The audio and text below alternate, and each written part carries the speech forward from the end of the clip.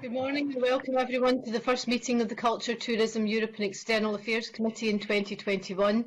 We've received apologies today from Dean Lockhart MSP and Ross Greer MSP. Our first agenda item this morning is evidence on the impact of COVID-19 on Scotland's tourism sector from members of the Scottish Tourism Recovery Task Force.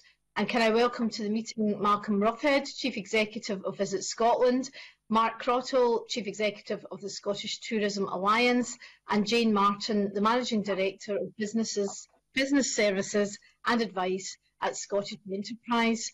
We will move straight to questions this morning. I will begin with the first question and then be followed by Claire Baker. And can I thank you all for joining us today. The last time we heard from the tourism sector was during the recess when we met. This committee met in the recess last summer because of the emergency nature of the pandemic.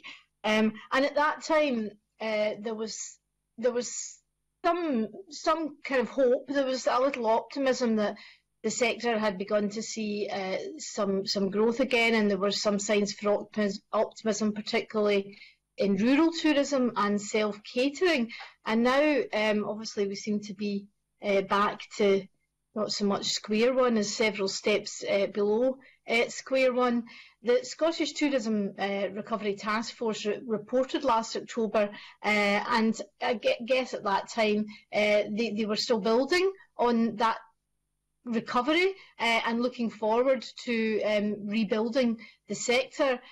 Do you think that we were premature in making those plans and recommendations, given where we are now? I don't know if Malcolm wants to start.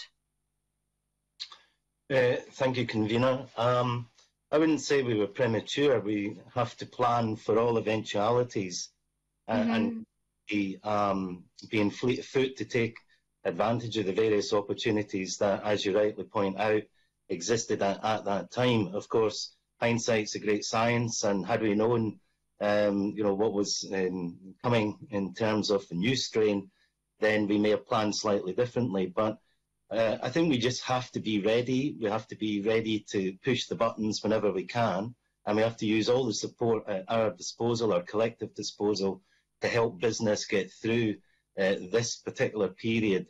We do have, obviously, hope with the vaccines being rolled out and becoming more widely available, but that will take time. And that means that businesses, some of which have actually had no revenue whatsoever over the last 9 months, have to be supported so that, again, when we are ready to welcome people back into the country and across the country, we can do so quickly and safely. So just to come back on that, Malcolm, does that mean that perhaps some of the recommendations that the Scottish Tourism Recovery Task Force made last October are going to be revisited? I think they're the right recommendations. What we might have to revisit is the duration of the support packages.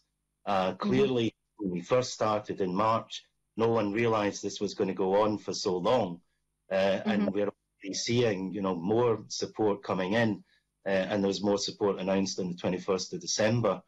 So it is all about, I'm afraid, a timeline, but a timeline that no one actually knows how long it's going to be. Yeah, okay. So some of the recommendations, particularly, I think one of them was that the Eat Out to Help Out scheme was considered to have been successful at that time, and there was a request that that should be something that should be repeated or built upon, and also there was quite an emphasis on restarting international tourism. I mean, there is an argument that both those things, the Eat Out to Help Out scheme and indeed international travel, was one of the reasons why the suppression of the virus failed, if you like, and we're now back to where we are at the moment. I think the Eat Out to Help Out scheme was a great success. There's no evidence to demonstrate that it helped increase infection rates whatsoever, and I'm sure Mark will be able to amplify that somewhat. Obviously, international travel has many restrictions placed on it, whether it's quarantine or just the availability of people being able to travel, because it's not just travelling around Scotland, it's getting into Scotland, and many countries are facing the same issues as we are. So I see that coming back for quite some time yet. Yeah, certainly there's quite strong evidence, quite strong scientific evidence that the suppression of the virus that we achieved last year was undermined by people going on holiday to Spain and bringing, because the variants that came back have been traced back to Spain. So that's reckoned to be one of the reasons why the virus came back again with such vigour. Do you think this year, if people were told not to go on holiday to the continent, that offers an opportunity? And is the Scottish tourism sector able and willing to reach out to those people who would normally always sort of look to the continent for their annual holiday? Well, the domestic market's always been a very strong market for Scottish tourism, and certainly the industry would certainly be prepared to welcome people safely. There's a lot of investment going on already in terms of making people feel reassured and safe in those environments. But obviously there are travel constraints across the country as well. So there's a lot of variables that need to be addressed before actually we're able to get people out and about Scotland. Okay, thanks very much, Malcolm. I don't know if you want to come in, Mark, on some of those themes and whether you would, with the benefit of hindsight, we should have done some things differently last year.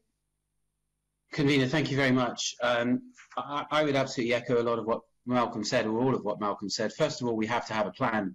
And let's not forget that the Tourism Task Force report sets out what are a set of recommendations that are priority recommendations for both the Scottish and the UK government to protect and keep those businesses afloat. And unfortunately, we are obviously still, as you said so yourself, probably further backwards now than we were this time last year.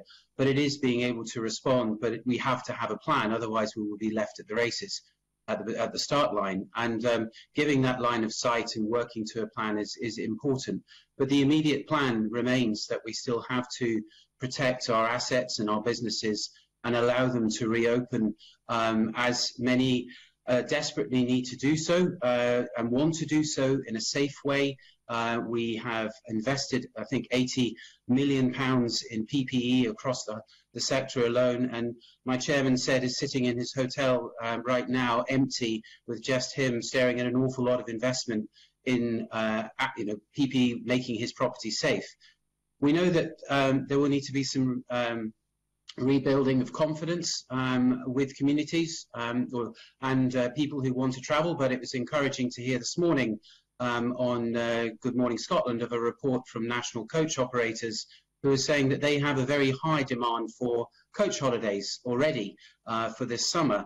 Maybe that's because their typical market is 50 plus, and they're obviously a population that hopefully will be in receipt of the vaccine prior to the summer season coming. But we need to allow people to move around, and international travel is exceptionally important. There are many, many parts of our industry that are so dependent, the golf tourism sector, and it is those international inbound operators that fill a lot of the hotel spaces and pick up the slack. And of course, those visitors also spend the most amount of money. So having the right measures in place, the test and release programs to remove the quarantine and really accelerate that program is important. It was said to me the other day, and rightly so, we're in the UK, we are leading the charge on the vaccination program, and we should be leading the charge and first the start line in being able to reactivate tourism in a full way. But it requires a collective effort, and it does require, obviously, society to work with us, but it also requires, some close look at how those restrictions that were imposed on parts of the economy in the early part of the process lockdown, when we do come out of this current period into the new tier systems, and flex around that to allow some movement. The wedding sector is a good example alone. £1 billion worth of lost revenue, but many of those weddings have been held over until next year, but they can only function in in a break-even capacity if you permit 50 people into that environment, but delivered in a very safe way. And that sector has invested, again, very, very significantly to ensure that safe movement. And that brings with it other stuff. The Eat Out to Help Out program, yes, was a great lifeline for many businesses. They were going into safe environments. We know, as Malcolm said, there is no hard evidence to say that that caused a massive spread of infection rates, and you know, the industry is learning every day and is conforming even more every day to make sure that we can you know, return safely. But going back to the immediate need, we are in now a far more desperate state than we were a few months back. The money has dried up. The cost of overhead right now at this time of year are far greater than they were last year. I'm looking out my window in the snow. Heating costs have gone through the roof. There's additional, obviously, costs onto furlough. The financial situation, the loans and everything else are starting to near the repayment time. And equally, also importantly, the mental health of our sector is getting very tested. So any delay and any slowdown, or if that future support were not to be forthcoming soon, we're going to see many more casualties along the way, and it will be a travesty for the sector as a whole. Okay, thank you very much. That was very loud and clear. I'll now move on to Claire Baker, Deputy Convener. Although I do see that there are a number of colleagues that wish to come in this particular theme. Claire. Thank you, Convener. If I just maybe direct some questions to Mark, and your finishing statement there, Mark, about the immediate pressures that are facing the sector. I think we do. I don't think we can underestimate how the Tier 4 decision has impacted on the sector. And I understand why the decision was taken, but there is clearly a need for support for the sector. There was an announcement from the Scottish Government just before Christmas about additional money that would be given. I wonder if you can maybe say a bit more about how you would see that being distributed. I know you've expressed some concerns with the timescales it might take to distribute. And could you maybe address the issue of, my understanding is the grants would only be available to businesses who hadn't previously received support. Do you think that's the right approach to take? Could I ask Mark to respond to that? Yeah, thank you, Claire. The grants that were announced by the First Minister, by Fergus Ewing, actually on the 21st of December, that followed the Finance Secretary's sort of earlier sort of indicator of these monies, £104 million, very welcome, split across the different sectors of the industry. Clearly, that was just an announcement of money at that time. Unfortunately, the criteria and the mechanisms for the delivery of those grants weren't in place at the time of the announcement. And you know, a huge amount of work is being done by the various agencies and the local authorities to get in place the mechanism for that delivery. But importantly, it's been with consultation with the industry groups themselves to determine and set the criteria of how best those monies be attributed and spread across the relevant parts of their sector. You know, I've had a long conversation yesterday with the Finance Secretary and with Mr. Ewing, and we've made our views very clear, as have others, around timing, transparency, consistency, communication, but importantly, the need for pace of delivery of this money into business. And the exclusion of any businesses that have had pivotal grant money is now not the case. Those who have had that are able to access those funds. We're in a very different place to where we were before. But the need in real terms is that the money, whilst at the headline figure of the total amount available is a sizable number, when you actually break it down into the amount of money each business is going to get, it's virtually nothing. You know, in some cases, you know, a £25,000 grant payment to a hotel that is actually over 51 rateable value. I know hotels whose daily fixed costs right now that are being absorbed are well in excess of that sum of money.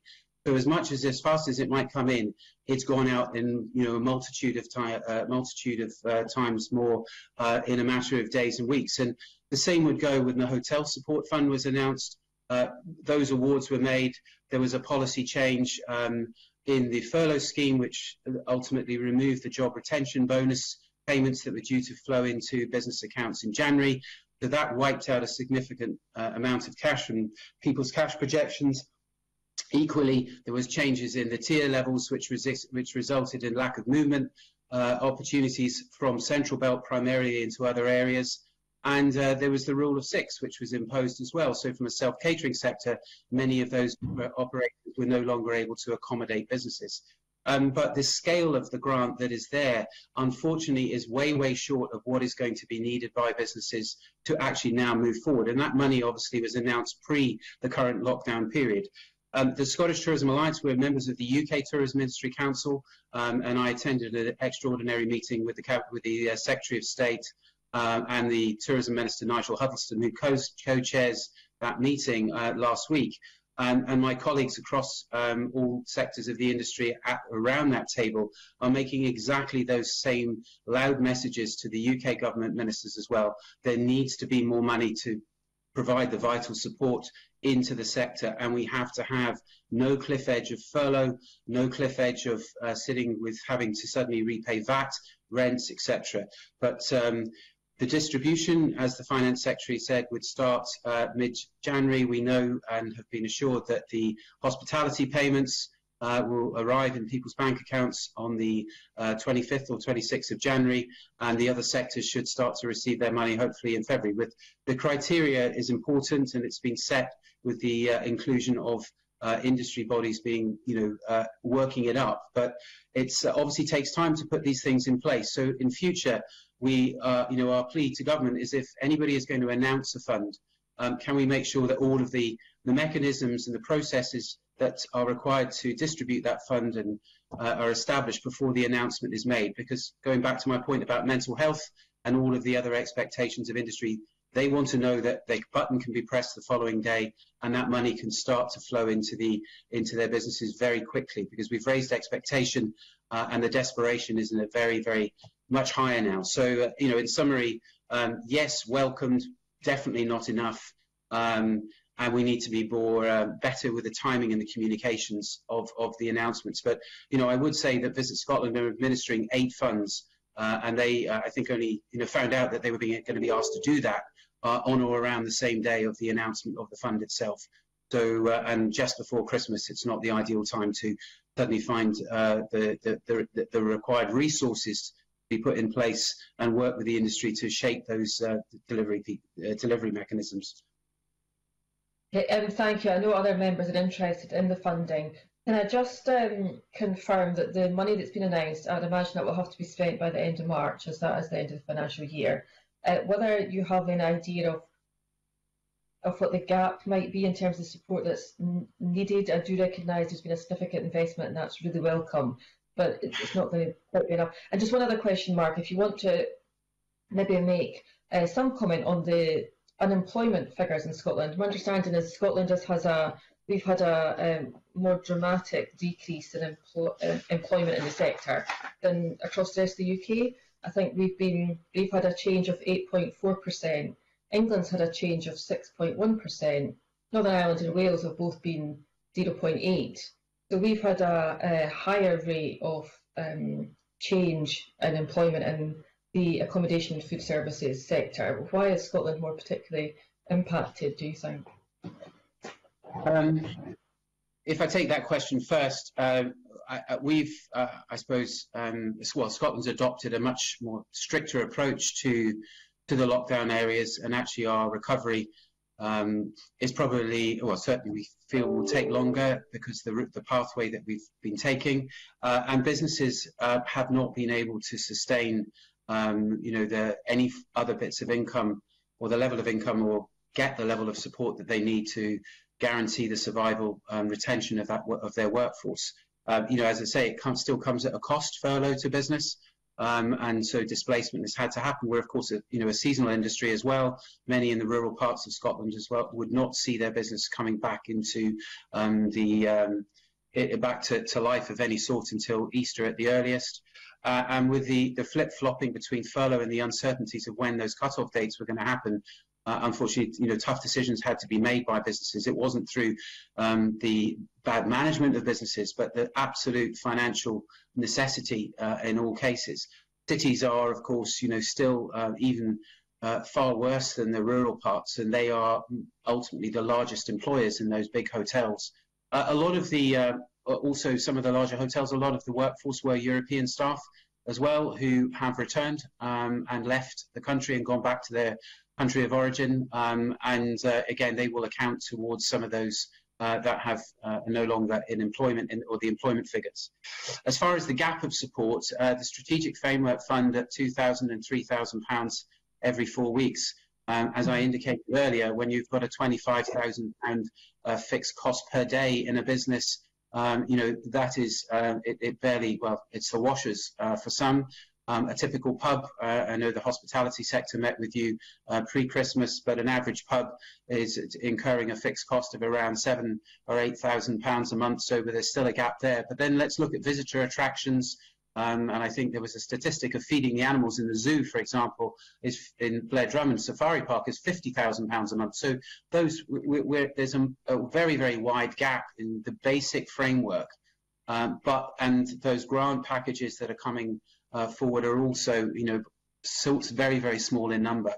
And we've got the other issues around the islands, for example, in Tier 3 at the moment, again, but closed to travel. Our sector up there, is unable to host any form of tourism activity because they've been unable to access the framework fund up to now. And I know the First Minister and the Finance Secretary are looking to address that. But, this doesn't matter what tier you are in either, with no support, even when travel is, Tier 3, Tier 1, Tier 2, Tier 3, Tier 4, the majority of our urban population who move into support domestic tourism need to be able to travel across Scotland.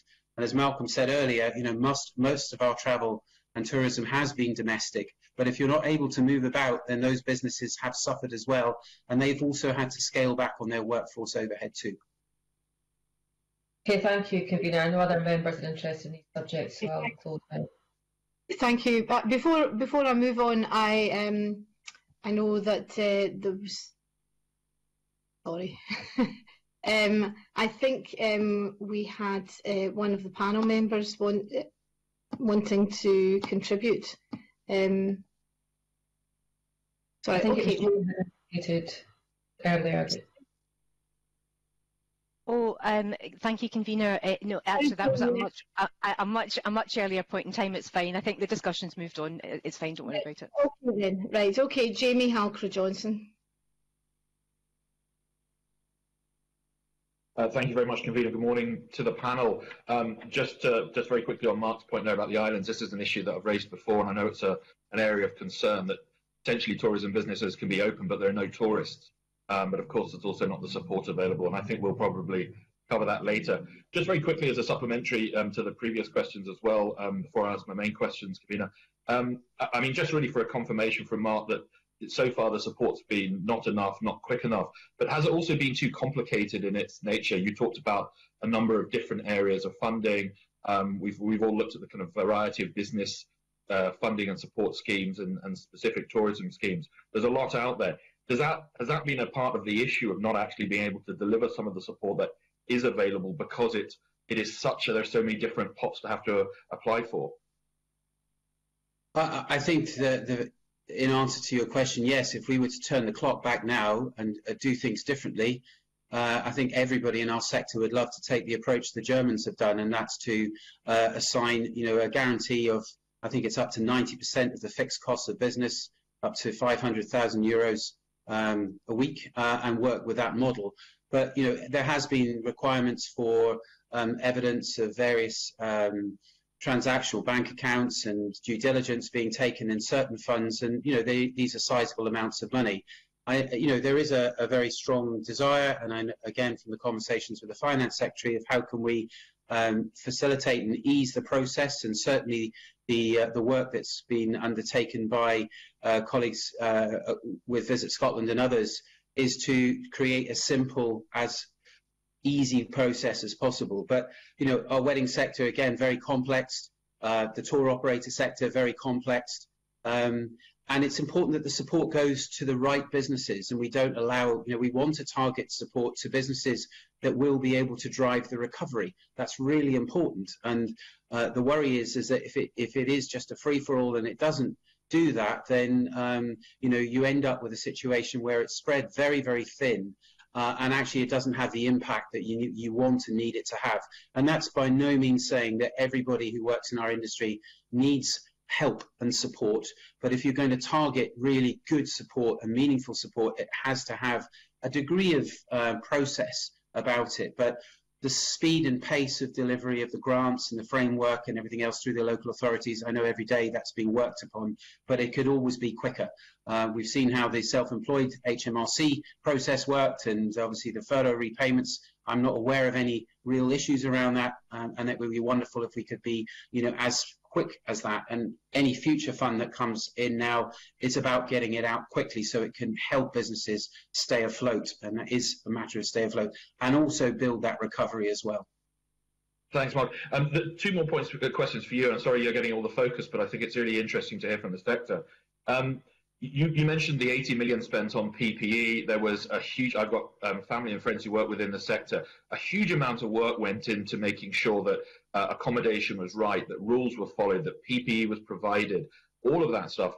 And then they found out 2 days before that the rules had changed. And look, you know, we all appreciate why the rules have to change. Sometimes the restrictions are brought in. But that lack of kind of clarity in some areas, is, you know, that's obviously causing a huge amount of issue.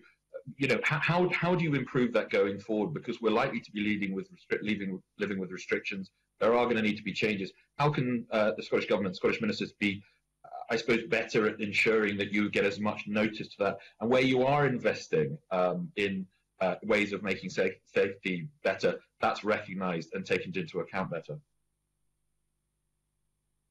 It obviously continued dialogue and collaboration and early conversation. I think this is you know, we're in a pandemic that requires a collective effort, and as has been said time and time again by all of those in our sector and the other sectors, you know, we are here to help and support. We recognise the severity of the health agenda and the importance of that, but we also are a solution to recovery, and we need to get back.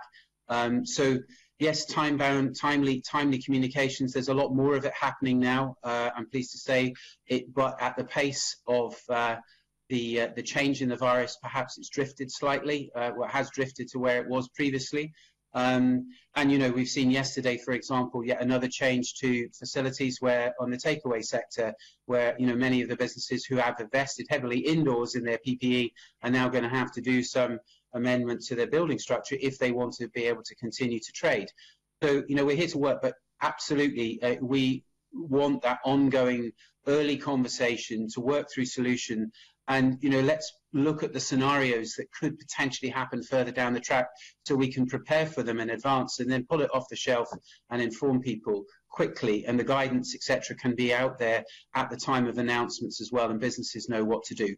You know, it is a fast-moving environment, but as we go back into, hopefully, a more relaxed environment, the tier structures we're in, we want to know that there can be some, if there is opportunity, to readjust some of the restrictions that exist within those existing tier structures, then the industry is here to work with, you know, everybody that is making those ultimate decisions around what's safe and what's not. But yeah, it's obviously frustrated a huge amount of people with the amount of investment that's been made when cash is really, really tight, to know that it's just all that investment is sitting there and you're not able to get any return on it is very worrying. But saying that, we expect customer confidence will hopefully be very high, knowing that they can come into our environments and go to our attractions and take part in our outdoor adventure activities with confidence and comfort, knowing that the investments have been made already.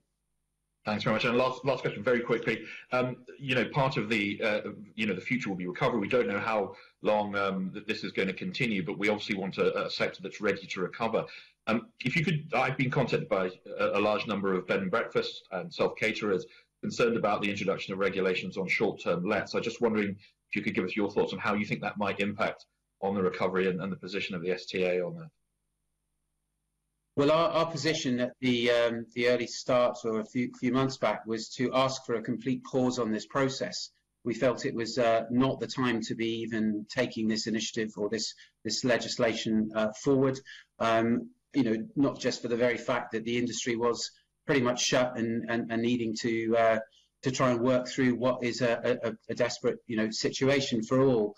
The B&Bs themselves, I mean, that has come as a complete surprise to us all that they're even in the actual legislative document. And if you were to speak to the international or any tour operator, the importance of having a bed and breakfast sector that is there to provide stock and self-catering as well, obviously, a vital part of our industry.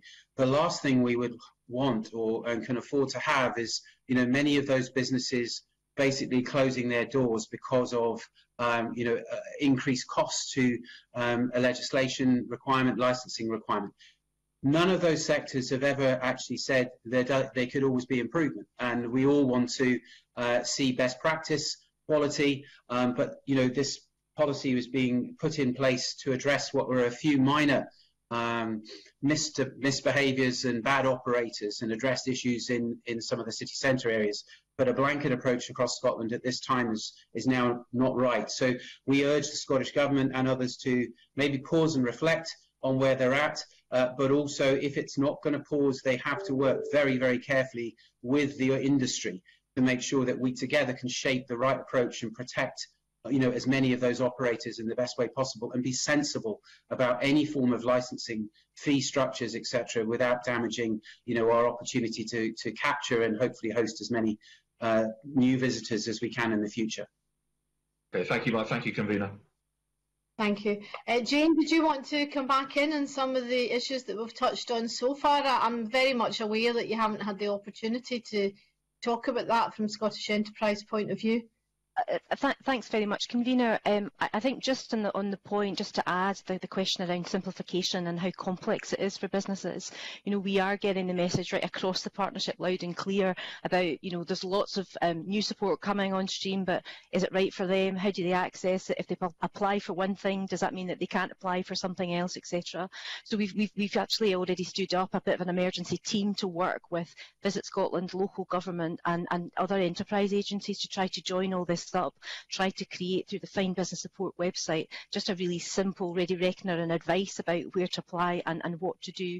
And as Mark's already talked about, remove some of the exclusions, ensure that there's consistency. So we're very alive to that issue, and there's work underway now so that by the end of January, when we're going live with some of these new funds, we're actually not adding to the clutter, if you like. So I just wanted to make that point, that was recognised, and there's work underway in that. Thank you very much. And now move on to questions from Christine Graham. Convener, let me in. I'll just make a brief comment, something I wasn't going to comment on, but I think I can't let pass about short-term lets. My understanding is this will not capture bed and breakfast. We all know bed and breakfast when we see it. We all know a short-term let when we see it. Bed and breakfast is usually on the premises. Short-term lets, the proprietor is usually not on the premises. And further, this does take place in rural areas, because I've got complaints in my patch. Just want to put that in the record, because I think that's perhaps not correct. Moving on, I want to move on to forward planning. I hear what was said about, where does a virus sort of multiply? I think with this particular variation, we're now aware that it's community-wide. It's not specific to certain locations or areas or practices. And also the comment that was made that the 50-pluses will be using the buses, tour buses, in the summer. We must be mindful that even if you have the vaccine, you must obey social distancing and all the other rules, because we will not have community herd immunity. So the vaccine protects the individual, but not necessarily the rest of society. We don't know if it can transmit. So see, my question is this, and I think this is hellish for you all. Don't get me wrong about this. You're trying to dance on the head of a pin, keep businesses going, make plans for the future, not knowing practically how that future will pan out. But what we're learning is that the variation in this virus, mutations, will continue, and that it is probable, not possible, but probable that in the winter we will be required to take some protective measures still, perhaps with face coverings and so on. It might even, God forbid, it might also go on into 2022 that some precautions. So in your plans for particularly the domestic market, are you able to look ahead and think, what can we do in the worst case scenario that this doesn't end in the summer of 2020 or the autumn of 2020, but in the winter when there's hospitality relies on a great deal? what are we able to do then to have our businesses running but still be COVID secure as might be required? So that's what I'm asking about in your forward plans. And as I'm getting to ask them all at the one time, convener, my second part, so that's forward planning. My second part is on the categories that fit in to what is caught under hospitality and tourism.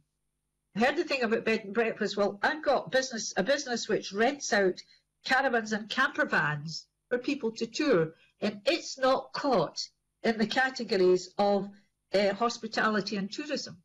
So I'm just asking the panel, are they aware of other businesses that fall through the net? I'm not talking about supply stream, but other frontline tourism businesses that fall through the net that the government should perhaps consider having on the identified list. Thank you very much.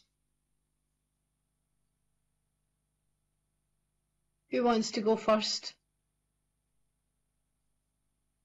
Mark. Silence. Mark. Thank you.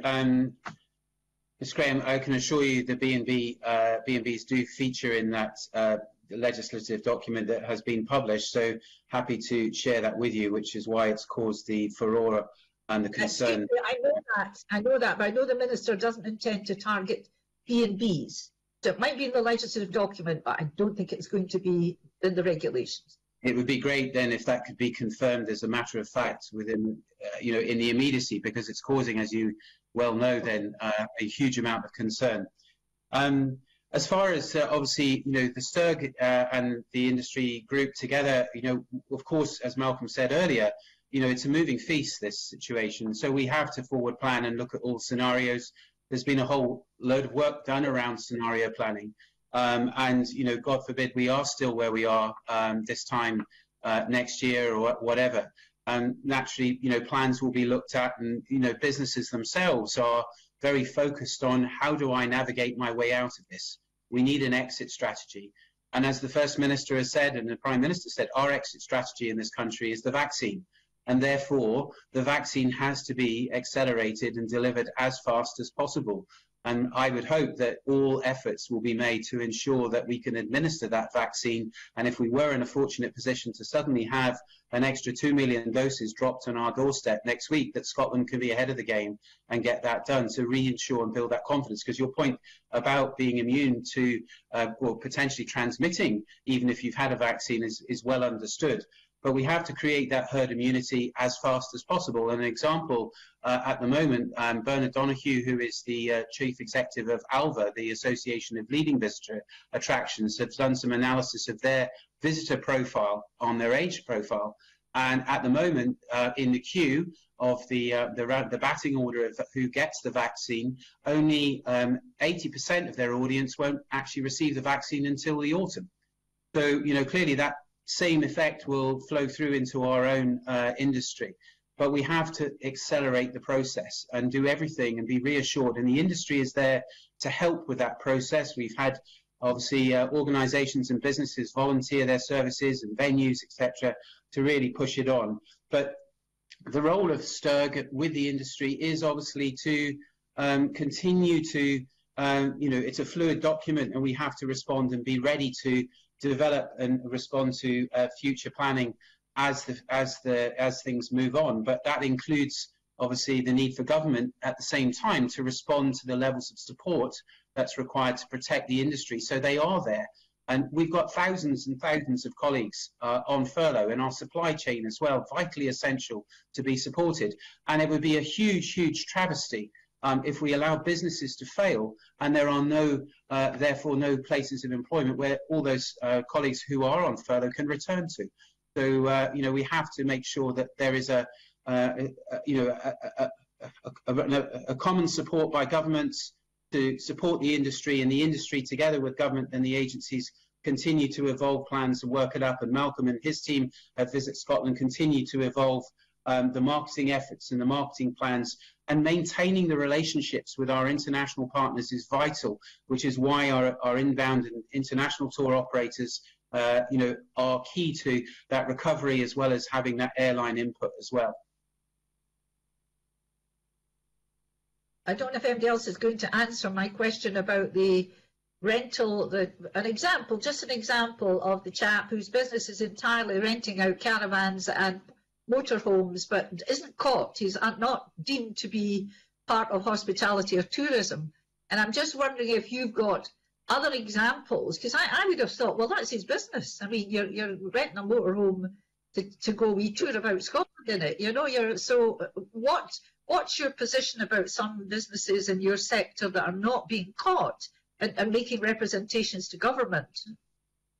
I think, as an example of a sector that has had that, is this, you know, it's the supply chain at the end of the day, who are, as I pointed out earlier, you know, vital to enable businesses to recover. And the wedding industry is a good example of that. Photographers, dressmakers, florist, cake makers, etc. They all feed into that experience. There are, I think, businesses out there who don't have premises, who slip through this net at the moment. It's trying to find them. The camping and caravan and motorhome club, obviously, working with the operators who manufacture these vehicles and things, have many of them under their umbrella of membership as well. We talk about amusement arcades and the British Association of Amusement Arcades, who also have the supply chain that manufacture, you know, the machines and things that go into these premises as well. Again, you know, you don't have that frontline business unless you look after those behind. But where do they fit in? We say tourism is everyone's business, and I think right now, in this current climate, there are more and more businesses out there of any type that realise their, you know, a vibrant tourism economy is essential to their survival, not just their own, you know, joiners, plumbers, tradespeople, but also within every community. So how do they fit in? Are they able to access the discretionary fund that sits there within the local authorities at the moment? I would hope so, if they're falling through the gap at the moment. But every case has to be looked at. But, you know, that said, all money is needed across a much wider range of the economy than we know is currently available, a much greater amount. But you would accept that at the end of the day, that finance is limited. The support will be limited, whether it's Scottish Government, which depends a lot on the UK, and the UK Government. And I'm not expecting you to put a cap on it, but I think we'd all have to accept that, wouldn't you?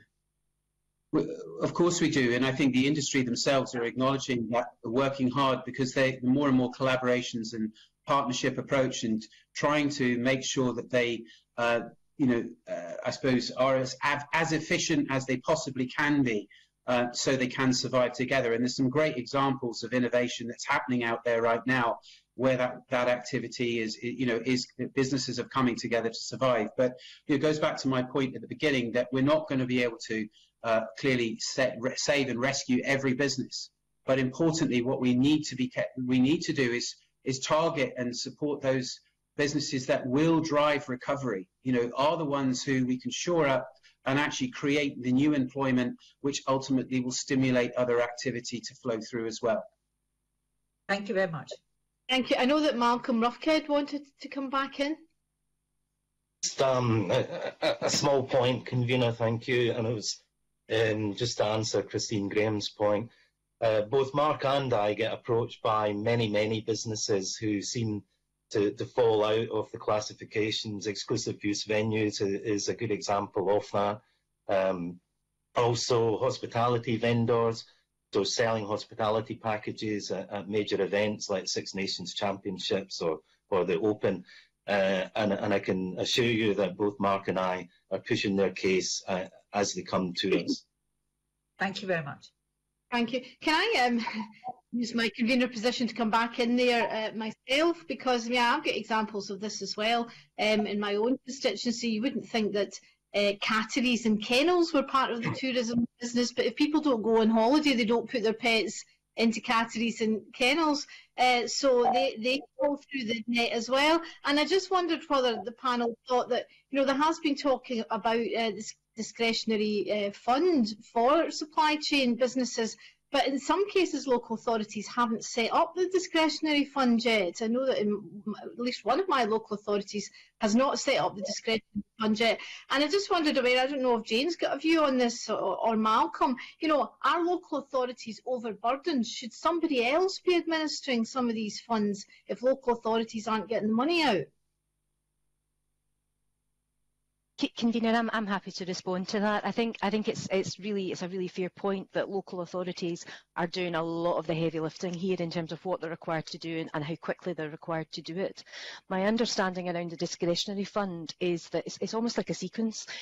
Get these funds out, the kind of new funds out by the end of January, early February. Process as much as possible the strategic framework stuff, and then you're left with the discretionary funding for anyone that then falls through the gap. So I think what they're trying to do is actually get some of these new funds out, the top-up hospitality, etc., and then apply the discretionary funding so it's genuine gaps. Because some of that work's currently underway, they're getting asked for discretionary funding when actually they think one of these funds might actually fulfil it. So I think that's part of the challenge. In addition, we are working with government right now and with local government centrally, if you like, to think, is there something else we could put in place quickly to help? Can we actually even look at a private sector model, use something that's going to allow us to scale up very, very quickly?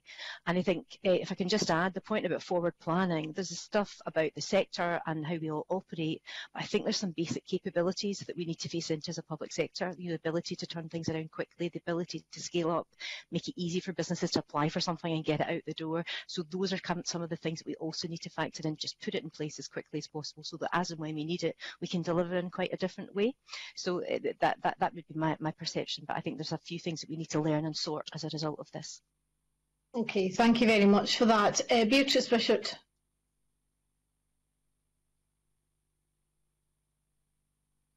Thank you, Convener. I was just waiting for the mic to go on there. I think that, this conversation this morning has been very interesting, that, if we look back to when we were talking about businesses having to survive 3 winters and look at where we're at now. And while the funding from the UK and the Scottish governments has obviously been very welcome, do you feel that there are some sectors that have missed out? I'm thinking particularly of the self-catering sector, which has, in some instances, they've only had one tranche of funding. And we know that the level 3 restrictions that were referred to for the islands, businesses have felt that they may as well have been in level 4 because, as Mark has already pointed out, that there is no travel. So there's no travel to the islands. So I just wondered if you had any thoughts on businesses that had been left out or disproportionately affected in the tourism sector.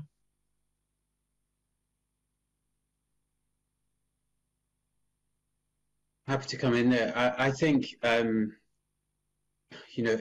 we've got to remember our nighttime economy is still closed. It's never opened. Our event sector has been, devastated and has never got back to life. There are many out there who haven't been able to trade at all. It's been fortunate that, and we know from the early outset at 15th of July or whenever it was, there was pretty much a mass exodus into the rural economy, and thankfully the self-catering sector were there to be able to accommodate and host, many of those visitors. But rules changed along the way. The rule of 6 came in, and that then restricted a good number of those operators from being able to accept bookings as well. But there was, because of the way the framework works, that disruption to the travel or the travel impacts, etc., hasn't paid out to anyone. The visitor attraction sector again has had, not a lot of support by comparison to the size of the sector itself. Again, I think a third of the visitor attractions haven't reopened at all, and they are heavily dependent on, visitor footfall as well. So, vital there. Some of the outdoor adventure sector, the marine tourism sector. Again, none of these sectors in the economy have actually been able to trade. So, your question around disproportionate, the self-catering sector has and did get monies at the beginning of the process, and they have had further grants. And I know, obviously, in the current discussions that are ongoing right now, they're able to access, the rateable properties are able to access the framework as payments as well. But again, it's a small amount of money by comparison to not just the revenue loss, but these overheads that these businesses have to maintain are high. And I'm hoping, as the discussions go on, that the island obviously issues will be addressed. But tier 3 is one thing. Tier 1, I go back to the point that if you're in the Torridon Hotel and your client base is predominantly coming from the Central Belt or further afield, they had to take the decisions to close much earlier than others because they were unable to host. And businesses were also being very responsible in doing what the ask of the First Minister and others have been, and are actually choosing to close in areas where they know that there is no support right now, but they can't stay closed in the future and still keep staff on their furlough payroll and maintain the costs of simply keeping the business from falling to the ground in terms of heating and everything else. So that whole support package does need to be reviewed. And there, it's not a bottomless pit. So let's hope that the self-catering sector, will bounce back and be one of the early sectors to see that recovery. But go back to cities, and so I think the real concern still is that the cities themselves have been absolutely slaughtered in the sense that there has been no movement at all in our city centres, and that's where those big hotels and obviously the restaurants and things that feed off the accommodation that goes into those city centre hotels are able to survive. And the level of support into the city centres again has been probably disproportionate, certainly to what's required to keep them afloat. Thank you. I wonder if Malcolm has any comments on that. Thank you very much. I think the sectors that had probably not received the support that they were looking for, Mark's already alluded to. So the events sector in particular, nothing has actually happened there. So the Events Industry Advisory Group was set up to give them a voice so that they could have access, to ministers and civil servants and inform them. Because likewise, as with the hospitality sector, they've put a lot of effort into making sure that people could feel safe, etc. But social distancing is one of the big issues, clearly, and there's no likelihood of mass participation events taking place with audiences at this particular moment in time. So there's been a number of funds that were announced around that to try and help the supply chain as well as the major venues. Business events, for example, the major conferences that come into the country, which actually just plays into what Mark's been talking about with the cities. None of those have happened, and Scotland usually punches well above its weight in that particular area.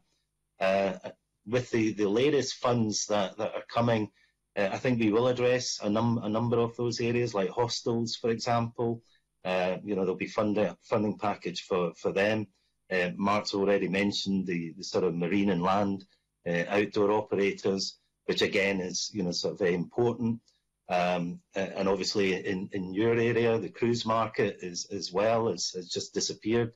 Albeit that we're working very closely with cruise operators at the moment to look at a recovery package further down the line when people are able to get on to ships and visit our harbours and the country again. Thank you for that. Just going back to the support for island communities, there was an announcement earlier this week of 3.3 million for island communities, and very welcome that is too. But we haven't seen the finer detail of that. Can I just move on to information that is being collected on tourism businesses? Just how much information are you gathering about those that are now permanently closed, and the level of redundancies in the sector? I wonder if you can give any update on that. Yes, I can. And Mark will probably come in as well on this. But through STERG, Visit Scotland's Insight team, carried out an industry survey, details of which have just been released. No surprise that cash flow is one of the biggest issues that the industry faced there. There was over 3,000 respondents. I know the various sector bodies have carried out their own surveys, so the likes of the Association of Scottish Visitor Attractions, which are able then to look at how many businesses are open, are able to open, have closed, have laid off people, etc.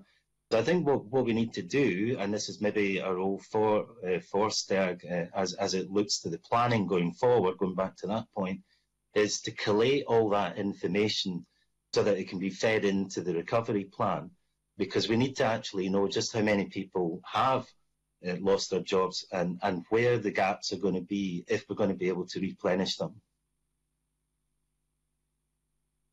Mark, do you want to come in on that? Thanks for that. And we continue to convene our forums, and it's actually been quite timely this week. We have 3 forums: the hospitality, licensed trade sector, so all the trade bodies, and across that whole breadth of hospitality accommodation providers, from the agritourism sector to the camping caravan, as well as the hotels and pubs and restaurants. A second forum is the tourism community, so tour guides and outdoor adventure and marine. And then we also have a destination management forum, DMO forum. So 30 DMOs roughly come together, and they're sharing their intelligence that they're gathering in from their own member base with us on a daily basis. We have an issues log as well, which we've resurrected, because clearly it worked very well for us at the beginning of COVID and was able to inform some of the decisions and then the urgent needs of the industry. A lot of the movement of people, the furlough gates, I suppose, as they are much of the decision timelines that are being taken by businesses on whether or not they can retain or let go. But as Malcolm said, it's important that we do a mapping exercise of the industry as a whole to understand where our product is, if it's still afloat, and how we then are able to rebuild and target support, but also the right sort of marketing efforts into those areas so we can respond in a positive way. I think your second point is escaped me there, but maintaining that dialogue and fluency with the industry. My inbox, as is Malcolm's and every other, I'm sure, MSP's inbox, is very alive with comments from across our sector as a whole, because we're all itching to get going again. On the positive, what I can say is one of the initiatives that we set out in the task force recommendation plan was to launch a program of training and development for the sector. It was under the Emerging Talent Fund, to try and do our bit to even engage those employees who have either been displaced from their employment, put on furlough, or even made redundant, to give them something to stay active and in touch with the industry. And I'm delighted to say that yesterday we officially launched that program, where the first tranche of 1,000 colleagues from across the industry, there's no limit, no barrier to age or different type of sector, will be able to register and take part in the first of a development program for up to 1,000 colleagues, with 24 trainers online, very shaped my industry, so it's fit for industry, and that's thanks to the support that's come through for that project and will continue on, being coordinated by HIT Scotland. So we've got a very good who are very well in touch with the industry, and obviously the STA supporting it, but the initiative has been driven through the Tourism Skills Group and Skills Development Scotland support as well. So a welcome announcement and a positive announcement about proactivity, an outcome from what was a recommendation, an early recommendation in the task force as well. Thank you, convener. Thank you very much, Stuart Stevenson. Thank you, convener. And Mark has just said MSP's inboxes will be full. Well, I can say to you, on the 4th of January, we had already sent more responses out to constituents than we did in the whole of January 2020.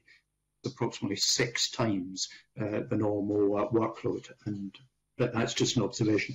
The other thing, I want to just explore the future rather than perhaps where we are. And one of the things that's in the plan for COVID vaccination that's just been published was a graph which shows when it will be complete.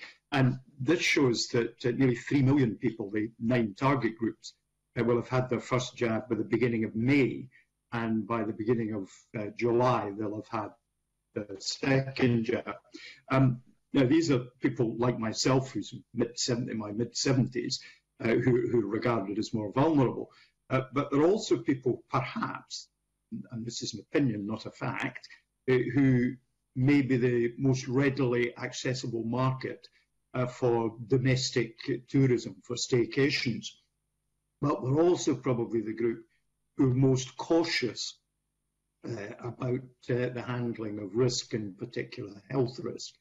So if I may direct my question initially to Malcolm Roughead, what approach are we going to take in marketing terms to try and give people confidence about participating in tourism and seeing the opportunities that there are where they can go? And I just use as an example that given that Mark earlier referred to the difficulties with international tourism, that it strikes me that there are huge opportunities for people to trade up this kind of perhaps more higher level tourism destinations. Now, I'm fortunate to, for example, have visited the Torridon Hotel on many occasions, and I look forward to doing so again.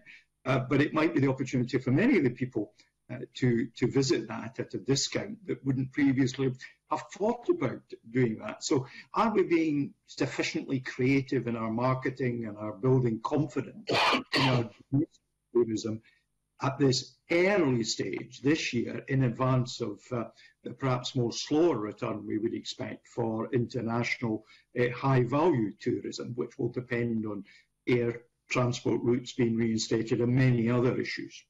Malcolm. Thank you for that. Firstly, what I would say is we're working, again, through Mark's good offices, very, very closely with all the various destination organisations to make sure, A, that their members are part of the Good to Go scheme. So the Good to Go scheme is pan-UK, and it's been developed to give exactly that reassurance that you're talking about. So know that they can travel to a premise safely, that all the necessary steps have been taken to make sure that they'll be looked after, etc. So there's about 9,000 businesses across Scotland that have already signed up to that. Following on from that, we've been developing a platform on visitscotland.com which allows businesses to come in and actually say that they're open, because one of the biggest issues that we will have is knowing which businesses are going to be open at any given point in time. So that whole premise is called look before you book, so that people can actually look at it, they can see whether visit attractions are open, whether restaurants are open, as I said, whether tour operators are operating in those particular areas. And I think that's going to be very, very important. Now, on top of that, what we're also trying to do at the moment is to make sure that Scotland still remains top of mind. We're in a relatively fortunate position where all the sentiment research that we carry out indicates that there's still a huge amount of positivity towards having a holiday in Scotland. That's amongst international visitors and also from those across the whole of the UK. So what we're trying to do there is just the campaign is very much about dream now, travel later. So here's all the things that you'll be able to do eventually when we're allowed to do it. And that then will move into, we suspect, very much a localised campaign, because we think that's where it'll start. So it'll be the domestic market first. Secondly, we would anticipate the European market coming back on stream, albeit further down the line. And then finally, it will be the long-haul market. And Mark mentioned earlier the need to make sure that we're in continuous contact with our business partners overseas. And that's something that we've been very, very careful to do. You would be surprised at how many destinations don't keep in touch with their major accounts. But it's certainly something that we do, and they appreciate that because we're giving them up-to-date information on the state of play at present. We're also helping them to look at making sure that their product is bookable online, and we're also sort of feeding in different ideas that they can offer their own clients when they're ready to travel as well. So there's quite a lot of work going on behind the scenes, and that's all part of the forward planning that I was talking about. But obviously we can't activate any of that at the moment. Thank you for that. That's quite interesting. I will simply say to you, and of course I don't put myself forward as typical of my age group or interests. I have seen nothing that's been directed at me as an individual, but I don't watch much television, so maybe I'm cut off from some of the channels that are being used. But back to the point that I made the suggestion that there's a trade-up opportunity that probably exists for this year only, until we're able to fill up our higher value opportunities with foreign tourists next year and the year after. And to what extent is that something? Because of course we might get some people who trade up this year to stay traded up in subsequent years as well. So it might be an investment, and furthermore to tell their friends, their family, their offspring how much they enjoyed. And I just go back to the Torridon, just for the sake of argument, is by no means the only opportunity. What are we doing to just extend the market and get more people trading up? Well, of course, that's very much down to the individual operator themselves. We don't set, pricing policy, but what we can do is we give them the insights that we have. We can demonstrate the demand that's there, and then we can offer the industry platforms for them to utilise so that they can reach those markets. And just recently, just prior to Christmas, we held a webinar which was called Reconnect Scotland, where a bit like our expo that we would normally have around about April, where we had buyers and suppliers, and we brought them together virtually, and there was somewhere in the region of about 500 of each, and that allows them direct contact with the people who are going to contract with them, and then also sell on their rooms, etc. So we are still very active in that space, and we are encouraging businesses to think innovatively. And many of them have already demonstrated their innovation and resilience just in dealing with this pandemic. But it's a very good point that you make. I think actually the world will look very different once we come out of this, and it's not necessarily about volume, it'll be about value. Right, let me just move to Jane Martin and ask Jane whether Scottish Enterprise are reactively or proactively supporting the development of new platforms and channels. In other words, companies, we've got a flourishing, for example, we're a flourishing financial technology sector that I know Scottish Enterprise have been heavily supporting. So Jane, are there similar initiatives in the tourism sector that means that, because we are more dependent on tourism than many other countries, that means there are new technologies that are being supported? Are indeed Scottish Enterprise going out and seeking them so that we can be innovative at that level, to give the opportunities of our frontline businesses to better reach the people who we might get to spend money in Scotland? Jane? I think that's a really good question, actually. If you look at an organisation like Scottish Enterprise, our support for the industry probably over the past decade has really been around, destination development, major projects like the V&A, capacity building, like the Rural Leaders and the Destination Leadership Programme. And I think what we're facing into as a response to the kind of tourism recovery plan is actually taking a step back and thinking about what capabilities, assets, connections could we bring to the table in order to help stimulate the long-term sustainability and resilience of the whole sector. So the idea about how we might tap into our financial services networks and other ones is actually a really, really good one.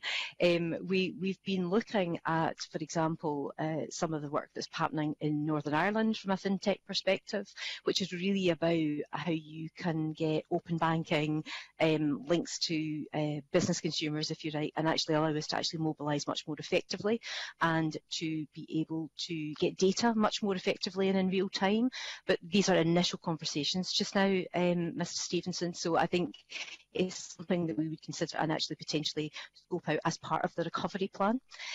One of the challenges I think we're all facing into, and it's already been mentioned, is this split between reacting to the immediate crisis, chucking resource, pulling people off things to help others get money out the door, etc., versus what we put in place over the next 6 months, 12 months and 5 years. And I think that's the thing that we're all quite challenged on right now. And it's something that's actually a very live conversation with my own organisation and with our board, and actually with agency chief executives and government. We've actually got a meeting next week on this to make sure, okay, how do we get the right team in place so that we're not forgetting about that medium to long term piece. So I can't give you any other explicit examples, but I think it's a really, really good point, and I think that's where we can really add value to the work that's going on across the system with our delivery partners.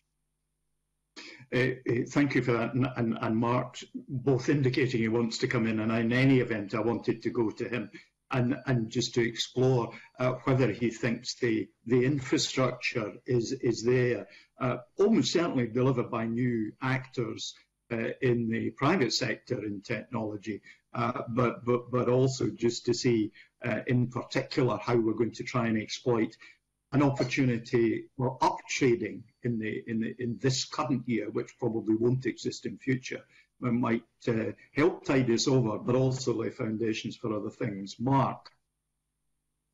Thank you, Mr. Stevenson. I suppose just to come back in first on your point about trading up, and as Malcolm has said, it's very much the businesses who are looking at their price points, and be assured every one of them is with great scrutiny.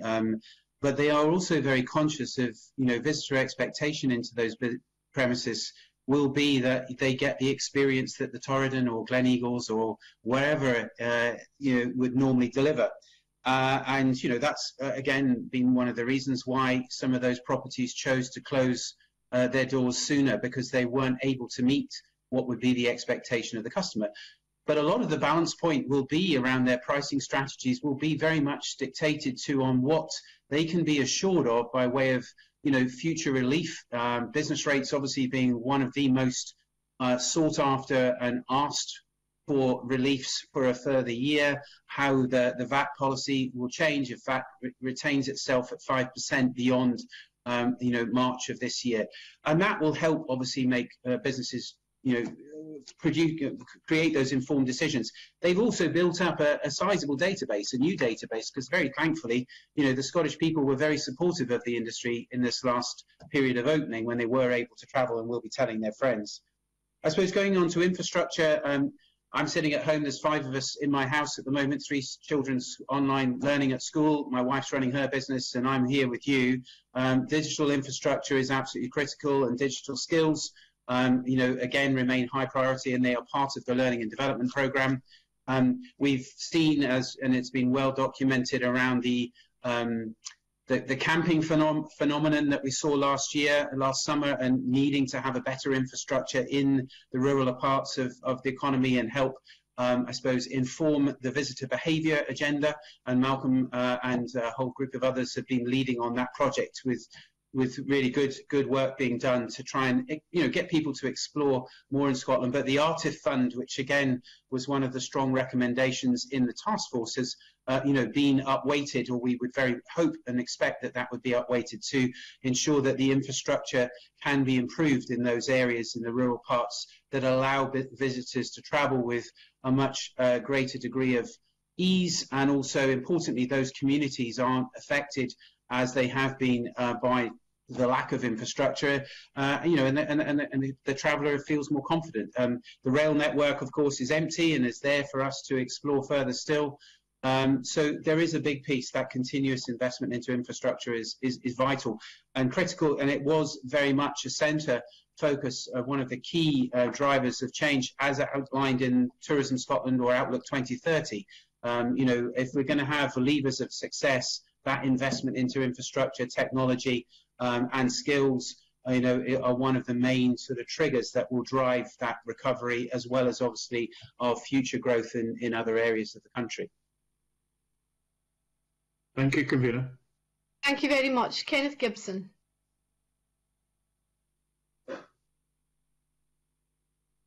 Scottish Parliament will deliberate over the budget for financial year 2021-22, and obviously what we've seen over the last few months is announcements that have been effectively, you know, led by events, but this gives us an opportunity to set things and will provide some kind of stability going forward. Obviously we don't know what's going to happen in the next couple of months regarding the pandemic, but at least it gives an opportunity to lay some solid foundations. So can I ask each of the panel members what their priorities would be in terms of that budget? And they've been kind of coy about the level of financial support the sector should receive at the moment. So what kind of financial support do you believe the sector will require in the next financial year?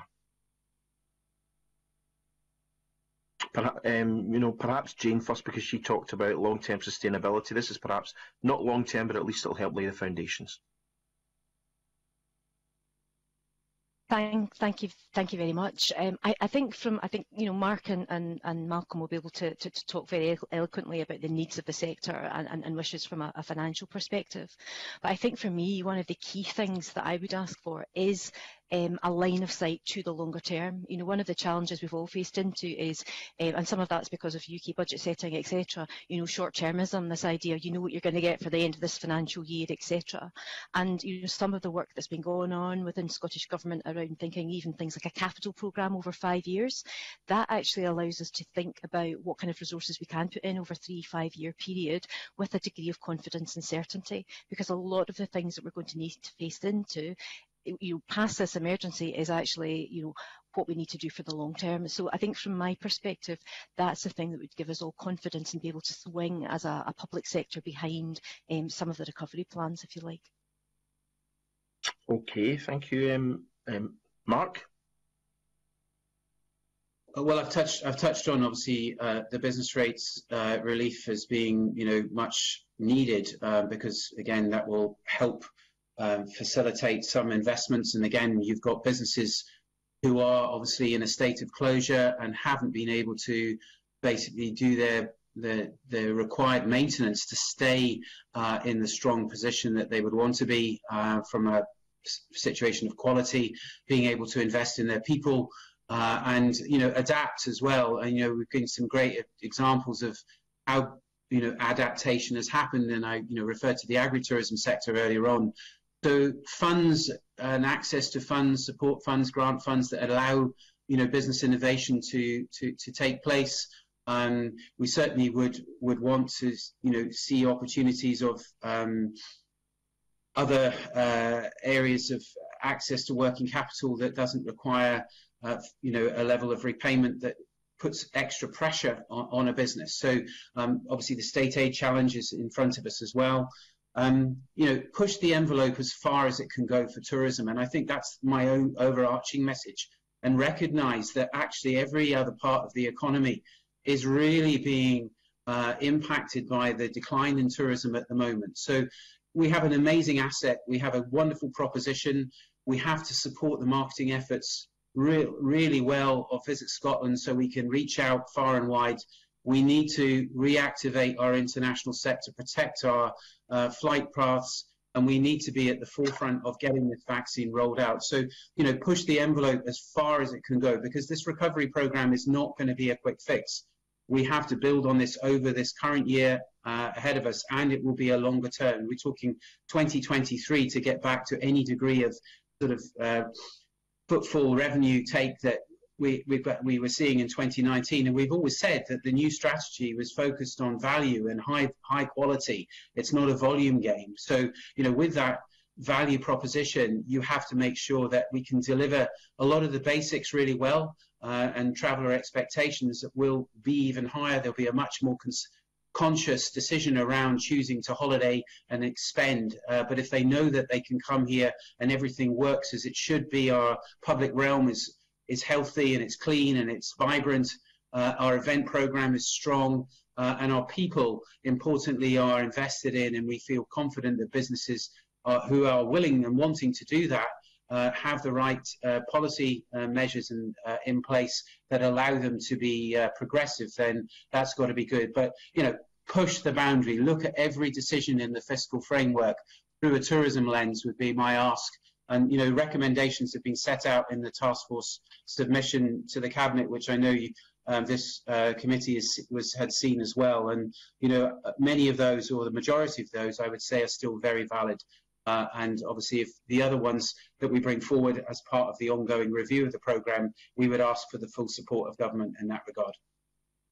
Okay, Mark, but the budget, of course, will have a detailed 200 pages usually of figures of what is allocated to each sector of the areas where the Scottish Government is responsible for. So I'm quite keen on hearing some sums here, because, I mean, from the very start of this session, we've heard about the need for additional financial support. And in your own submission, you've said, and I quote, "The level of support for business in most cases falling way short of the minimum fixed overheads. Businesses still trying to incur.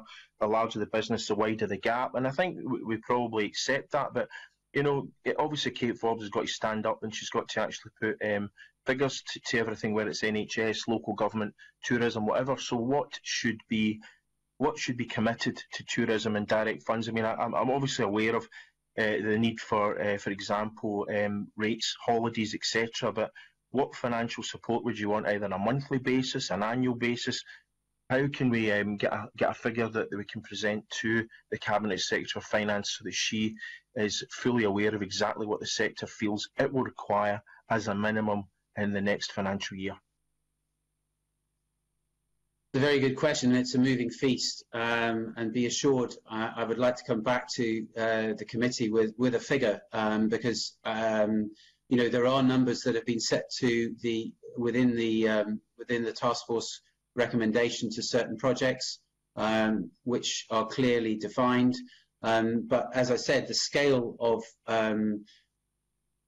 fixed cost overhead to business, what they are in receipt of right now, is, you know, variable by great extents, and that all depends on, I suppose, how long we are going to be in this position to how much money is going to be needed. You know, from day to day, you know, and I quote my chairman all the time because he's very happy for me to do so, and he's public with his things. He has borrowed an additional £5 million to lose £6 million. So, you know, there's 1 million for one business alone in Scotland. That is, you know, a key part of our tourism fabric. There are many other attractions out there. The Royal Yacht Britannia has a £350,000 monthly fixed cost to stay afloat and in its environment. You know, a key asset for Scotland. There are, you know, the figure is large, and I would be inclined not to actually even try and quantify what that is at this meeting. But numbers have been put in to the Tourism Task Force recommendation against each of the particular key outcomes that we were seeking to, you know, have delivered. As far as the protection figure, you know, it is about pushing the envelope as far as it can possibly go. And, you know, when you look at the support that's been made available already to the sector, and bearing in mind that what has been made available hasn't saved as many businesses and protected our assets in the way that we wanted, you could multiply that 5 times over. And it probably still wouldn't be enough. Okay, thank you. Malcolm, I wonder if you can be a bit more specific in terms of funds. Whatever the Scottish Government says, that, you know, it will say it's the right amount, the opposition will say it's not enough. So can Visit Scotland assist with this in any way? Well, it's probably a little bit easier from a Visit Scotland perspective to submit a figure, which we have done as part of the task force recommendations, but we'll also be putting in a budget submission that will be evidenced by the return on investment, and I think that's the bit that we've got to remember. It's not a cost, it's an investment. The return on the marketing investment is roughly 8 to 1, and we've been able to demonstrate that on an annual basis. So if we're looking to kickstart the economy at some point, I would actually be arguing that an investment in the tourism economy is really going to help. Mark's already alluded to the various people that are involved in the supply chain, and we see the impact. You see the impact right across the whole country, be it in the rural areas or in the urban areas.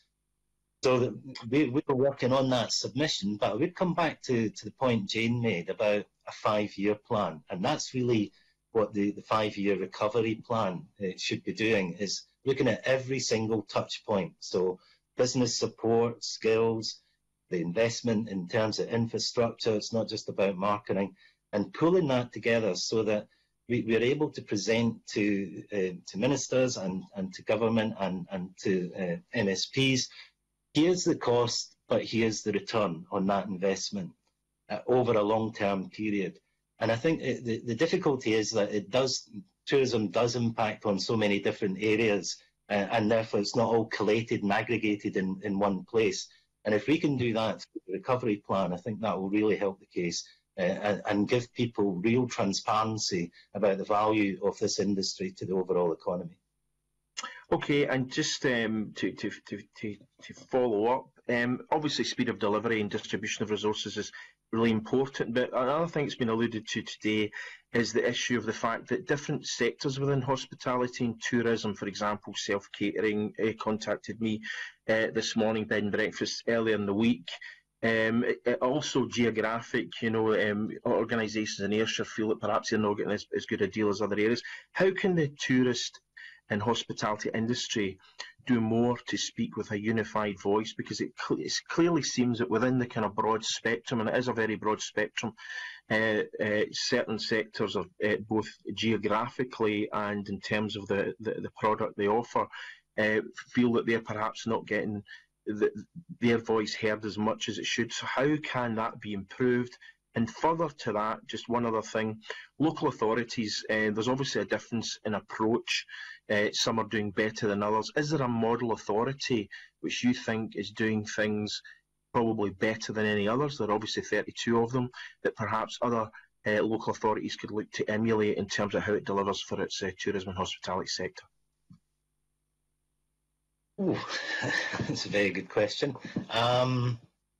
If I come to the voice, I think the one thing I would say is, and this is a tribute to the work that Mark's done, he's brought all the destination organisations and the trade sector bodies together, and they have that collective voice, and Mark, as you've heard today, has very eloquently defended their case and put it forward. So I think it's more about a united voice rather than do they have an individual voice. And it comes back to what I was talking about in terms of, what does the overarching picture look like as opposed to the individual bits. So we've got lots of strands. Just to take your point about Ayrshire, because I'm actually leading the visitor economy response for the Regional Economic Partnership. And one of the asks there is that they create a pan-Ayrshire destination organisation, whatever that looks like. But it's exactly that point, is they feel that their voice is not being heard. So we are working on that side of it. Just to the point with local authorities, I've been really impressed with the way that local authorities value tourism in terms of they get what its impact is. But depending on which local authority it is, it's either at the top of their list or it's somewhere in the middle, or it tends maybe not to be quite as important.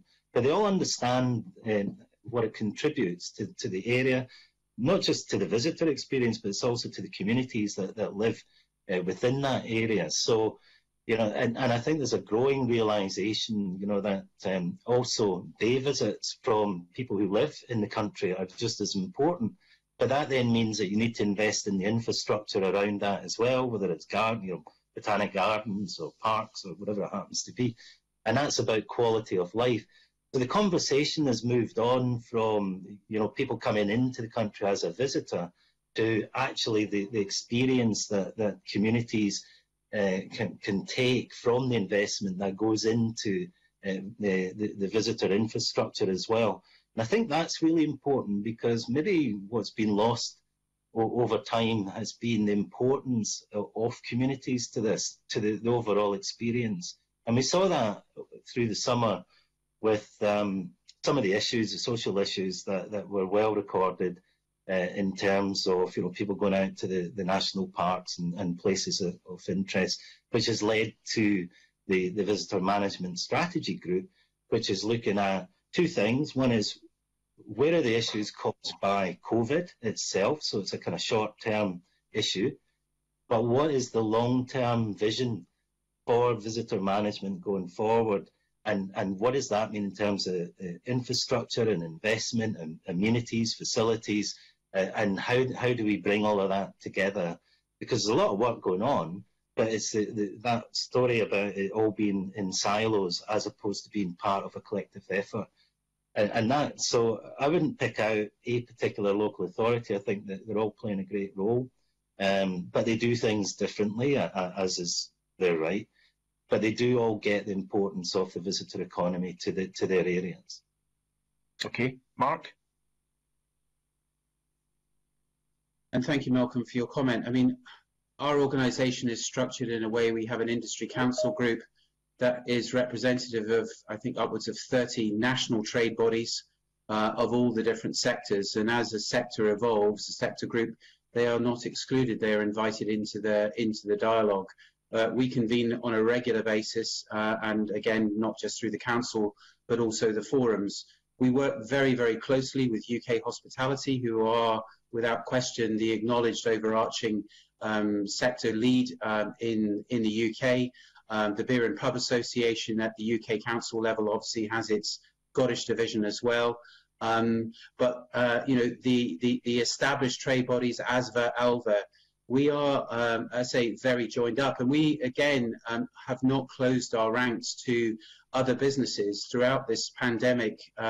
We've shared all of our intelligence and actually our updates, and obviously have invited and represented comments from other, you know, individual businesses, independent groups that have established themselves as the Scottish Hospitality Group, as a collective of some businesses who've obviously appointed a spokesperson, and Stephen Montgomery has been there. But, you know, as the trade bodies, the sector groups are very together, and we have had you know, regular dialogue with the Cabinet Secretary, good dialogue with the First Minister, and not just other party leaders have been included and invited to take part and engage directly with the industry through the channels of the forums and the STA.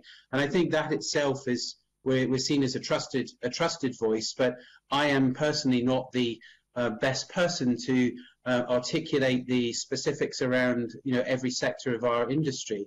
But where there is a common language and our policy agenda is shaped by our council, then happily, you know, we represent that.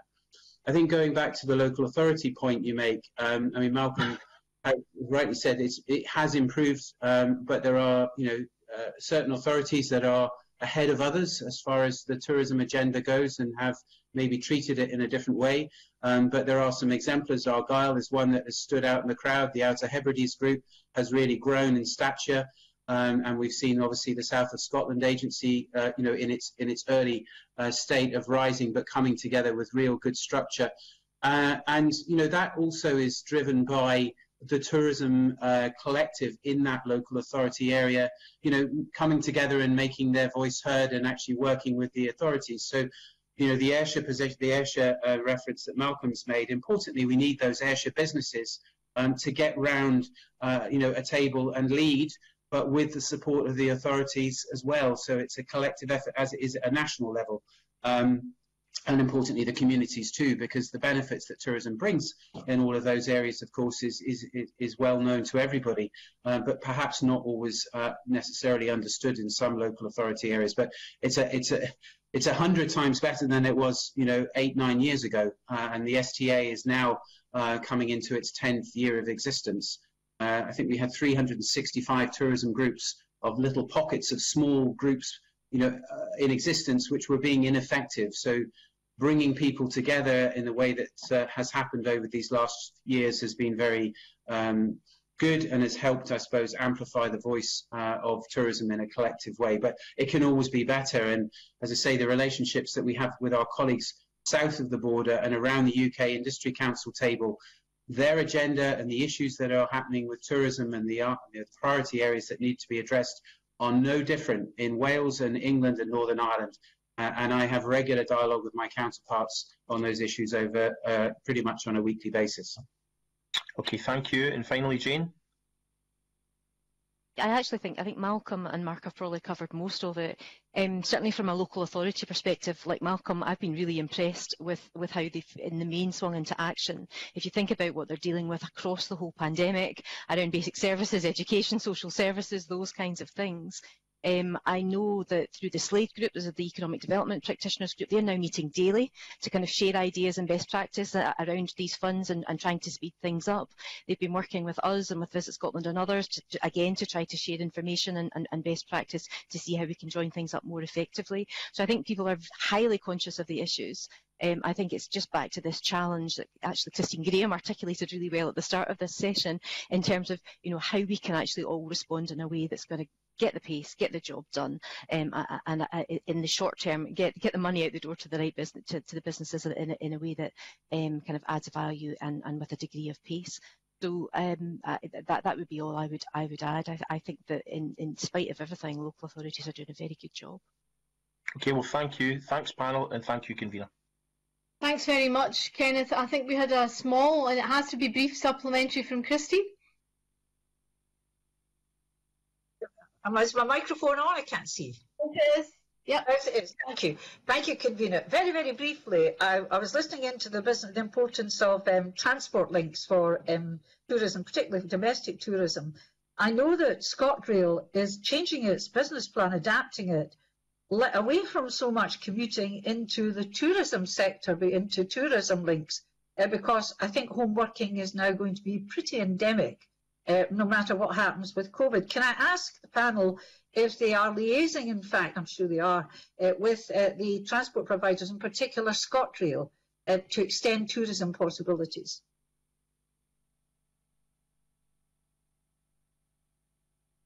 Happy to come in here. I can. I'm actually on the ScotRail Alliance stakeholder panel, which has been reshaped and restructured. Can you hear me? Yeah, I'm actually on the newly shaped ScotRail stakeholder panel, which Alex Hines has asked me to be restructured, and very much recognising the tourism connection being important. I was on the group before, but absolutely highlighting the opportunity and the importance of being able to move people around. So there's direct input from me and the STA. Thank you. That's very helpful. It was Alex Hines that told me that they were shifting their balance, as it were. So that's very helpful. Thank you. Thank you very much, Malcolm. Well, up on that, we have regular meetings with all the transport providers, ScotRail included, but CalMac, North Sea ferries, etc. So yeah, we're well aware, and we're helping them shape the type of activity that they're looking to put in place. Okay. Thanks very much. Can I just ask, I think that's because of the change in the way people will be working. My point I was making. Yes, thank you. Yes, yeah, and just to wrap up, and it kind of follows on from that point, clearly this pandemic is not over yet, and it has had permanent effects on the way that we live our lives, and that will touch on tourism as well, as you have said in the course of this evidence session. For example, the impact on big hotels, city centres, that's a restructuring that might not change, just as home workings had an effect on business tourism, for example. You know, the success of Zoom has meant businesses will completely change the way that they approach, you know, like large-scale conferences and communications in future. So clearly, you know, we're talking about this 5-year costed recovery plan and investment plan, but should it not also be a restructuring plan? And do we not have to make some really quite hard and difficult calculations about things that won't come back, and but possibly new opportunities as well, but a complete restructuring of the industry? Malcolm? That's a very good point, and that's why we talk about the new. It's not going to be the old, the new old, because life has changed. If you look at, I'll go back to the point that Stuart Stevenson was making about technology. You know, over 9 months, the digital capability of most of the population has grown immensely. Businesses have seen the benefits actually that can be brought to bear by using technology as well. So the point you make about business events is a very good one. I think you may actually get to some sort of hybrid. So it's a kind of blended experience. I think there still will be a need for face-to-face meetings at some point. But even our own organisation, you know, we won't be having people coming from, you know, north, south, east and west to Edinburgh for meetings. We don't need to. We can just use Teams, and there will be times, obviously, when we'd like to bring them all together, but it's going to save time, it'll save cost, and allows people, you know, to get on with a full day rather than spending, you know, a day travelling somewhere. So I think that the plan does need to look at all of those aspects. And you're absolutely right, they're not all threats. There's a lot of opportunities in there, and it's actually spotting them and getting on with it. Thanks. Mark or Jane, did you want to come in on that? I agree with, you know, everything that Malcolm's just said. I mean, yes, and there is already great adaptation being done by some of our venues. The EICC is a good example of you know, events that they have hosted and held.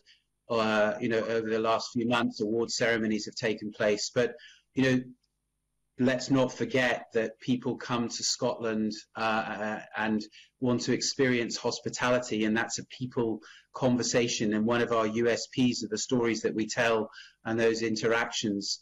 But there is opportunity, and the skill set has improved. And, you know, with digital technologies, hopefully the productivity of businesses will improve as well. But an expectation, again, from the consumer will be to be able to share those stories through a digital platform and do things differently. So, yeah, the new you and building back better, you know, other terms that we use. And I think, you know, all the focus on business and by businesses is, how can they, you know, exploit and explore new opportunities and innovate and adapt accordingly. And, you know, I go back to agritourism again. One of the best examples, I think, of the summer season was the Lamathon, you know, and it's coming again. And how many people experienced outdoor adventure, farming adventure through a platform on a digital, which has prompted them to then book and actually go off and into those environment, into the farm estates, and actually, you know, live and breathe it. And I would love to be able to sit in front of you in person and actually have a conversation sometimes. But actually, it's very efficient for me to be here and have this discussion right now. But hospitality is about interaction with people face to face, and long may that return, you know, sooner than we would all perhaps think it might. Thank you. Jane, do you think that we need to be restructuring? And although there are opportunities, do you think there's some quite difficult decisions to face up to, or difficult changes to face up to, that we need to adapt to? Yes is the short answer, and again it's about, you know, how that unravels, if you like, over a period of time. I think at the heart of some of this restructuring will be a consideration of what place is about, if you like. So really from a tourism sector, but actually much broader than that. You know, we've been used to the cities being the real drivers of, you know, tourism visitors, etc., you know, commuters, that kind of thing. You know, what will be the role of place going forward if we are all working from home more readily? The idea about 15-minute commutes, you know, so there's some broader kind of policy and structural things, I think, that are likely to go on in the landscape that will cut across multiple sectors. And I think some of the norms in our thinking as from an economic development perspective around the role of cities and that, I think we're probably going to be challenged in terms of we do more innovation, what does that mean for us? So I think this is a broader piece, and I think it will require maybe us to park some of our assumptions about norms and how things have operated in the past, but we're all learning as we go on. So there's opportunity, but some real challenges there. And I think we won't always get it right either. You know, there'll be choices that we make, and we're going to need to keep relatively fleet of foot as well, you know, keep talking, keep the discussions, good data analysis, but actually create a system that can flex as opposed to, it's been a bit like turning a super tanker over the past few months, and that's, we need to be much more fleet of foot. So I think there's some fundamentals in there that we're definitely thinking about, and I know our partners are too. Thank you very much, Jane. And can I take this opportunity to thank all of our witnesses, Mr Roughhead, Mr Crottle and Ms Martin, for attending and for their evidence today, and for going slightly over time. I've had you for 15 minutes extra time today, so thank you very much. The committee will consider the evidence heard in private later in the meeting, and I'll allow a few moments for the witnesses to leave the meeting before we proceed to the next agenda item in private. So thank you very much again to our witnesses, and goodbye.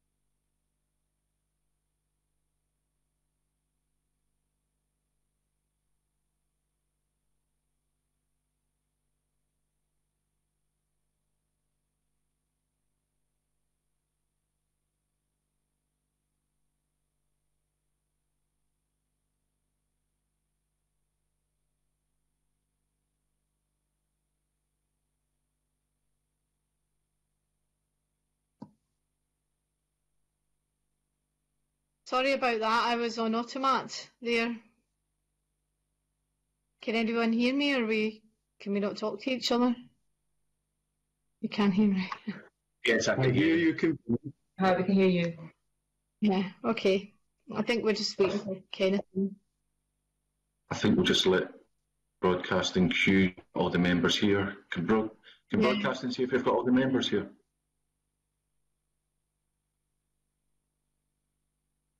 Have other people got a sign saying the meeting has been suspended? Yeah. All right, okay. We're all here.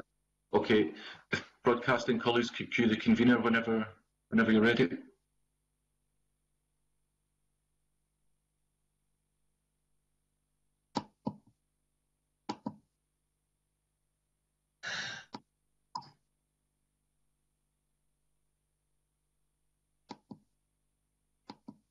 The bloody thing. Oh, there you are. Hello and welcome back, everyone, to the Culture, Tourism, Europe and External Affairs Committee meeting. We suspended rather abruptly, and we are now reconvening for our second agenda item, which is Scottish Government reports. This is the consideration of the written biannual updates from the Scottish Government in relation to a range of EU issues, namely the 1+2 languages policy, Horizon 2020, and the European Social Fund and European Regional Development Funds. Members have a copy of the updates in their meeting papers. Do members have any questions or issues that they wish to raise? And if they do have questions or issues that they wish to raise with regard to these papers, can you please type an R in the chat box and I will bring you in.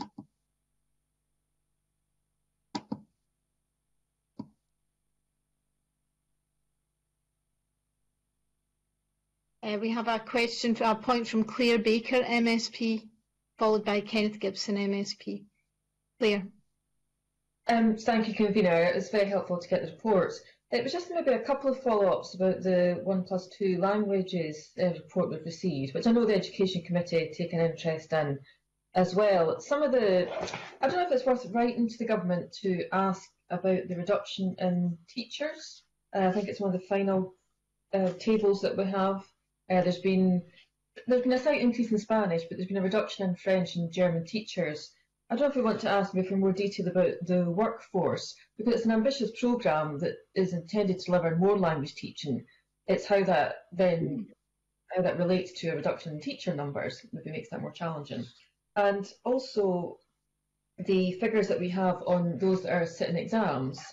Obviously this year's exam programme pointed out there was changes, sorry, last year's exam programme, there was changes. But it was just to have an idea of, so they've told us the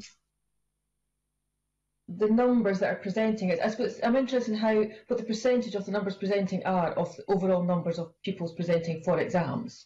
So has the number of pupils who present for languages decreased as an overall number from all those? I don't think they've given us that figure.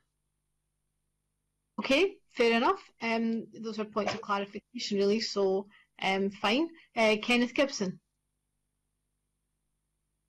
Teacher since 2013. Sorry, you were muted. You were muted.